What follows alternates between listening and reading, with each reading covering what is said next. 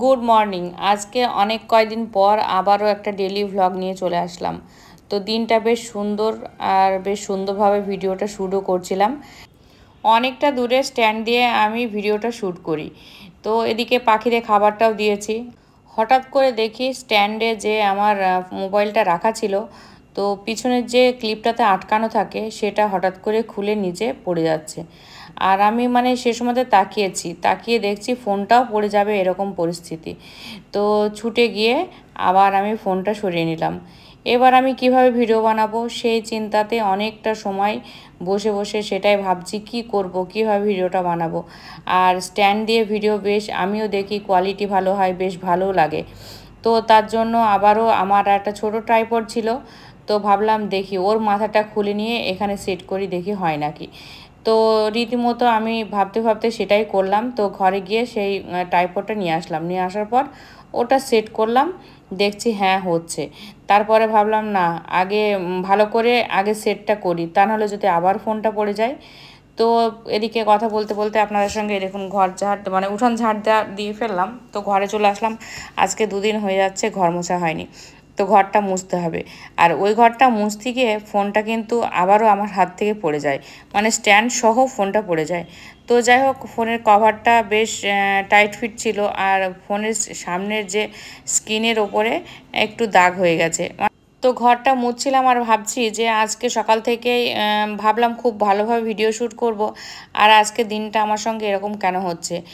তো একবার ফোন পড়ে যাচ্ছে, একবার ট্রাইপডটার মাথাটা খুলে গেল, স্ট্যান্ডে যেটা ছিল, আবার এই মাথাটা খুলে লাগালাম আর নতুন স্ট্যান্ড নিয়েছি। এখনও পর্যন্ত আমি স্ট্যান্ডের যে একটা শর্ট বানিয়েছি সেটাই আপনাদের সঙ্গে শেয়ার করতে পারিনি, অথচ স্ট্যান্ড লাগিয়ে কিন্তু আমি বেশ ভিডিও বানাচ্ছিলাম।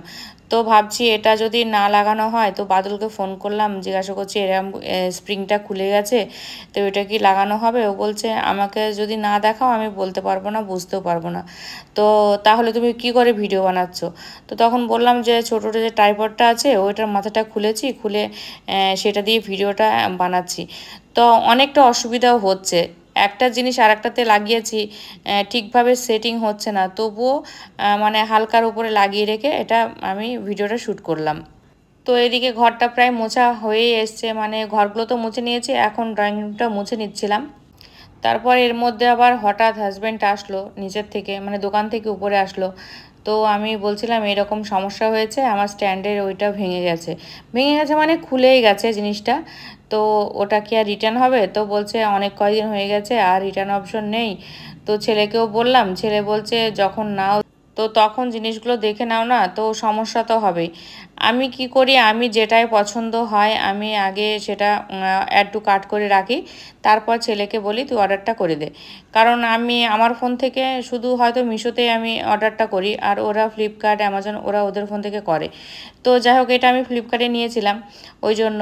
তো ছেলেকে বললাম তোকে বলেছিলাম তুই দেখে ভালো কোয়ালিটিটা দেখে কিন্তু অর্ডারটা দিস, আর ও কিন্তু সেটা দেখেনি। আমি যে লিঙ্কটা শেয়ার করেছি ওকে সেটাই ও অর্ডার করেছে। তো চলুন, এই গলির মধ্যে কিন্তু এটা হচ্ছে আমাদের বাড়ির সামনের পোর্শনটা, সেটা কিন্তু আপনাদের সঙ্গে খুব একটা শেয়ার করা হয় না। তো ঘরটা যখন মোছা শেয়ারই করছিলাম, একেবারে চলে গেছিলাম 3তলা সিঁড়ির উপর। তো ওখান থেকে মুছতে মুছতে আসলাম, এবার চলে এসেছি নিচের দিকটা। তো ঘর মোছা তো হয়ে গেছে, তো এবার চলে এসেছি কাপড়গুলো দেখিয়ে দিচ্ছি একটু, কারণ কাপড়গুলো আর মেলার সময়তে ওয়াশ করাটা সেটা আপনাদের সঙ্গে আজকে শেয়ার করা হয়নি। আর এই দেখুন, আমার হাজব্যান্ড একটা 4 পেয়া কিনেছে, এটা হচ্ছে খাটিয়ার বলে না, সে তাই। তো কেমন হয়েছে একটু কমেন্টে লিখবেন। তো অনেকটা সময় পর আপনাদের সঙ্গে ব্রেকফাস্টটা শেয়ার করছি। এখানে কলা, কাজু, কিশমিশ, দই, ওটস, আম একটা স্মুদি বানিয়েছি, আর এখানে দুধ জাল করে নিয়েছি। ভাত প্রায় হয়ে এসেছে দেখুন।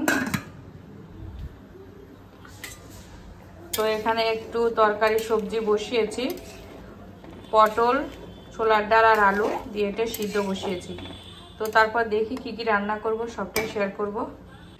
আসসালামু আলাইকুম, আর এস ফ্যামিলিতে আবার আপনাদের ওয়েলকাম জানিয়ে নতুন একটা দিনে নতুন একটা ভিডিওর সঙ্গে হাজির হয়েছি। আপনারা কেমন আছেন? আশা করি ভালো আছেন। আলহামদুলিল্লাহ আমরা সকলেই ভালো আছি। তো আপনারা কেমন আছেন এটুকু তো কমেন্ট করতেই পারেন, তাই না? আজকে অনেকটুকু কাজ আপনাদের সঙ্গে শেয়ার করেছি। বিশেষ করে রান্না বান্না আজকে দেখানো হয়নি, শুধু কাজই দেখিয়েছি। মানে বিশেষ করে ঘর মোছাটা আপনাদের সঙ্গে শেয়ার করেছি, তার মানে বুঝতেই পারছেন এত টেনেছি তবুও ঘর মোছা কমপ্লিট করতে পারিনি, মানে সবটা আপনাদের সঙ্গে শেয়ার করতে পারিনি।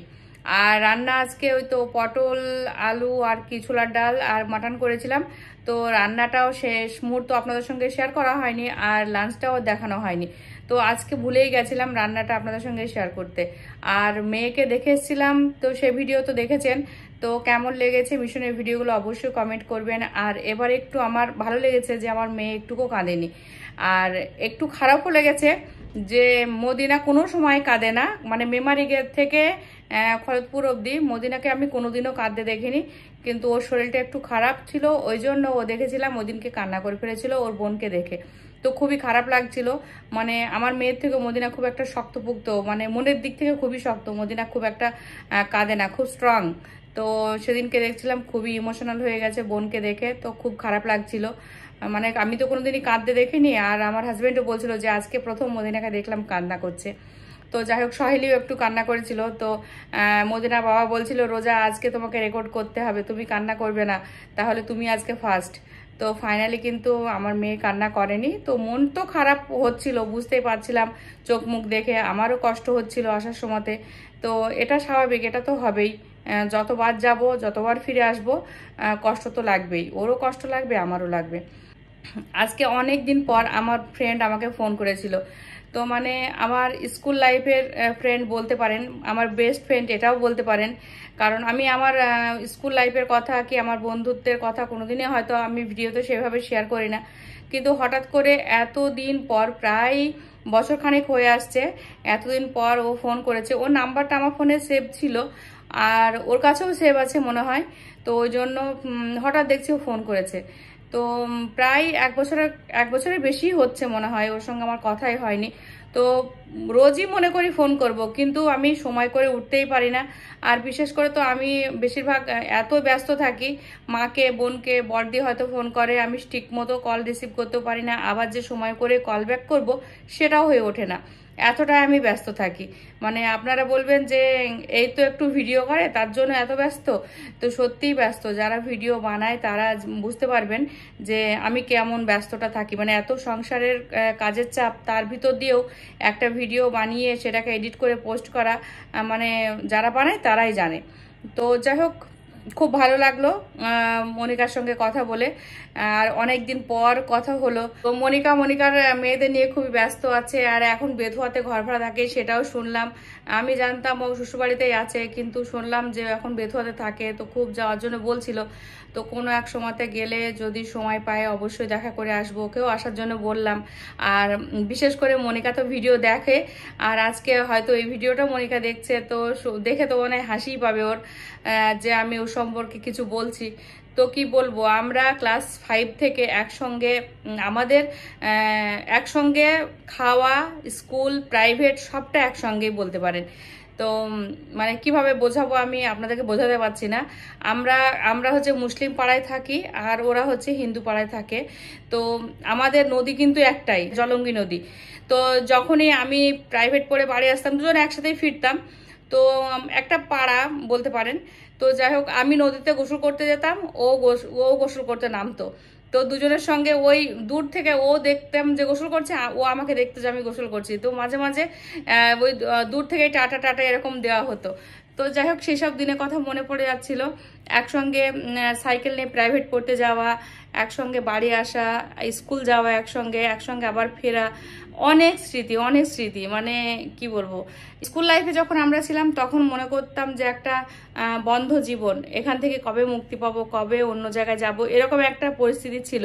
কিন্তু যখন স্কুলটা ছাড়লাম তখনই বুঝতে পারলাম যে স্কুল হচ্ছে সত্যি আমাদের লাইফের একটা পার্ট।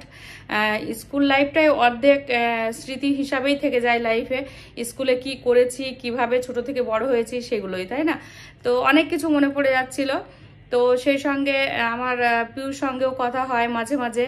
তো আমার স্কুল লাইফে ফ্রেন্ডের, তখন তো আমাদের ফোন ছিল না, তখন সবার ঠিকানা নিয়ে রেখেছিলাম। তো আমার আরেকটা ফ্রেন্ডকে আমি এখনো আজও খুঁজে পাইনি, না ফেসবুকে না ইউটিউবে, কোনো জায়গাতেই সার্চ করে আমি তাকে পাই না। সে ফ্রেন্ড থাকতো হোস্টেলে। তো আমি, পিউ, মনিকা, বান্টি, এরা সবাই একসঙ্গে থাকতাম। শিলা, পিউ আর হচ্ছে মনিকা, এর সঙ্গে আমার যোগাযোগ আছে বর্তমানে। আর বান্টির সঙ্গে এখনও যোগাযোগ করতে পারিনি, মানে আজও খুঁজে পাইনি তাকে, কিন্তু তার অ্যাড্রেস আমি জানি, তার বাড়ি হচ্ছে বগুলা, এতটুকুই জানতাম। তো বাবার নাম জানি, ওর নাম জানি, ওর ভালো নামটা জানি, এতটুকুই। তারপর কিন্তু আর কিছুই মনে নেই। মনে হবে যেন পৃথিবীটা গোল, ঠিকই একদিন দেখা হবে। তো জানি না তার সঙ্গে আমার দেখা হবে কিনা, আজও সে আমাকে মিস করে কিনা, কিন্তু আমি তাকে খুবই মিস করি। মনিকা ছিল আমার কাছের পাশাপাশি, মানে কাছাকাছি বাড়ি, কাছের ফ্রেন্ড। আর মানে সবসময়তে মনিকার সঙ্গে আমার দেখা সাক্ষাৎ কথা সবসময়তে হতো। আর স্কুল লাইফে, স্কুলে যাবার পর বান্টি, পিউ এরা ছিল আমার মানে একটু দূরের, মানে ওদের বাড়ি তো আলাদা জায়গা। ওরা পিউ থাকতো কাকার বাড়ি না মামার বাড়ি, ওটা কাকার বাড়ি ছিল, পিউ থাকতো। আর বান্টি থাকতো হোস্টেলে। তো ও আমার হোস্টেলের ফ্রেন্ড, মানে এক একজনের সঙ্গে এক এক রকমভাবে সম্পর্ক ছিল। তো যাই হোক, আজকে কিন্তু মনে পড়ে যাচ্ছে, ওই জন্য কথাগুলো আপনাদের সঙ্গে শেয়ার করলাম। তো আজও কিন্তু আমি খুঁজে পাইনি, শুধু বান্টিকেই খুঁজে পাইনি। বান্টির ভালো নাম ছিল ইন্দুমুখী।